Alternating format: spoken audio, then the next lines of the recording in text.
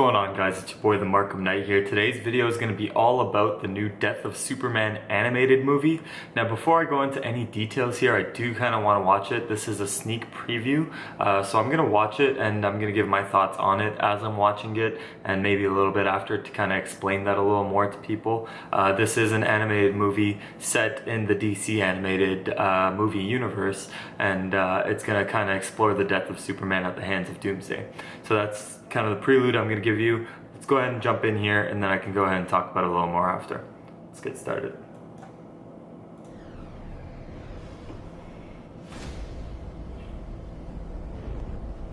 Something's not right. What was that? Oh, it's Doomsday. He's free. Follow me, bastard. I like that they have Batman in this instead of like the third-rate superheroes that were fighting when the real Doomsday fight happened. It's a lot more emotionally shattering when the end finally comes for him in this movie. Well, this is set in the movie universe, the DC animated movie universe. In that universe, Superman's dating Wonder Woman. It's kind of based on the New 52, and they kind of went original with it after. But it's going to be interesting to see how this is going to be different. I wonder if they're going to do a backstory on Doomsday, or if they're just going to keep it mostly... All the dangerous elements of Superman, remove the conscience, put it in this vessel that can channel all that anger, rage, and power. You have Doomsday. Doomsday is a threat that they've never seen before, they've never faced before, even more so than Darkseid. Well, he's just, like they said, raging monster. Bigger group than we've had for any of these movies. Oh, Wonder Woman's in it too. I like it. It's the real Justice League that's going to be in it. The stronger it gets. Which is a little more New 52, but I don't think this is going the direction of the New 52. Raised you so that you could be yourself. Because they're doing the Return of Superman also. So, that's going to be interesting. And the different kinds of ways relationships present themselves to one person. Nice to see he's overseeing more it. of Superman's world. Doomsday Superman is something that the DC fans are very familiar with. We really wanted to warrant retelling this story and putting it. Now, they did do an animated movie of this before, but this universe is interesting. First act of what the first original movie was. His plight at the start of the movie is whether or not to share his life further with Lois. I feel like it scares you. But he's not with Lois. Clark, Kal-El, Superman. She is his best friend, though. This identity crisis. So that's interesting. Do I stay human? Do I be the hero? Do I Existential crisis.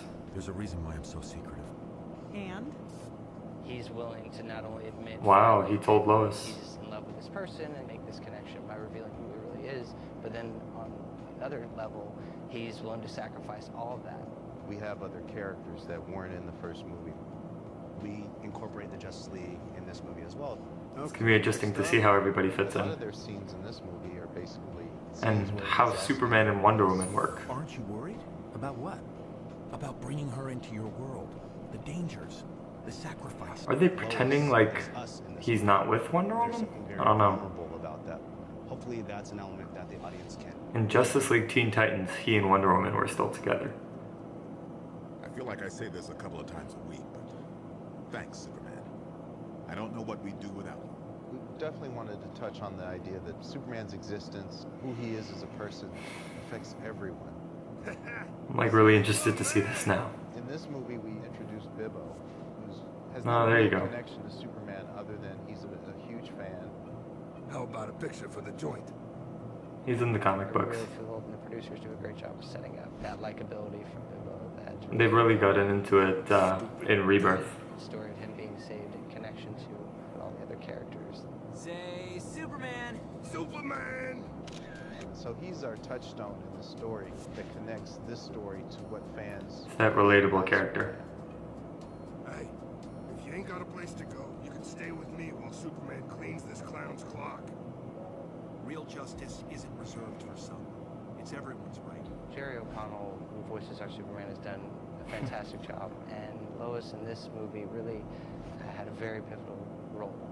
And so for us, it popped into our heads that Rebecca Romaine would be a great choice Thanks for the ride. as far as their connection as being husband and wife. I think there's a familiarity there. Are you sure you're not just getting old? You'll have to tell me what that's like. Ha! Super touche. It was just so much fun to see them bring that to life. It's nice to see Jerry can actually disguise his voice well. Jason Momoa is our Batman, again returned in this continuity of films, really comfortable in the role. There've been a lot of Batman movies, a lot of animated Batman movies. And he comes in with such enthusiasm. Where is that monstrosity? It's interesting to see She just really brings the toughness. a Superman animated movie for the first time in a while, since Superman Brainiac. I don't sweat. Maybe not on the outside. They still have a fun dynamic. Real boss. It's all aggression, all about the fight, the killing machine. In the comic, It's the original. fight stage it starts very wide, and we progressively get tighter and tighter and tighter, and the panels get bigger. This is actually really long too. I like it. And so we wanted to kind of replicate that. About a minute in the left. movie.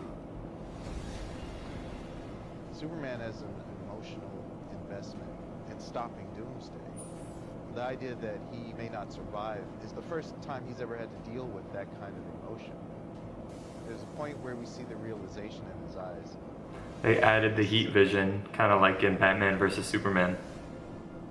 He never had heat vision in the comics. As a fan, I want to see that depth and the idea that this sacrifice feels like it was given the weight to mean something. In the New 52, Superman became Doomsday. Doomsday became a virus that came into his body, and then he had heat vision, but I think that's directly from Batman vs. Superman. The comic book. Just keep evolving, I guess. Superman was something that I think comic book fans thought was unthinkable. It gave fans a chance to realize how much the character means to them. I'm blown away by seeing Superman that vulnerable. He's willing to sacrifice to save not only Lois Lane, but everyone. The biggest hero in the world can be killed, and anything can happen in this universe. If anyone's watching this, send help. No!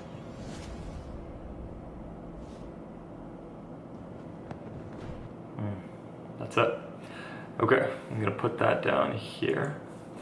Alright, so that was very, very cool. I did like it a lot. I love that there's some New 52 in there. There's some Rebirth in there. There's, some Batman vs. Superman, and then there's the classic, basically what it's all about. They threw in some existentialism, kind of whether or not there should be a Superman, whether or not he should tell Lois about himself and everything. The biggest, weirdest thing for me that kind of stood out was Superman and Wonder Woman seem to have a casual relationship now. So it's interesting to see kind of whether that's going to be explained at all, that, oh, it just didn't work out, or maybe she thought he had feelings for Lois, or whatever the case may be, but it doesn't seem like they're together anymore. It'll be interesting to see when he does die, how she's going to be reacting to that. The whole situation, everything, it seems really, really cool because it seems like there's some original ideas in here. There seems like there's a big mix of a lot of comic book lore, and it looks like it's going to be maybe the best animated Superman movie in a while, because there hasn't been a good one for a long time. Even Superman Brainiac was not a great movie. It wasn't a bad one, but it wasn't a great movie. So this might be one of the better ones.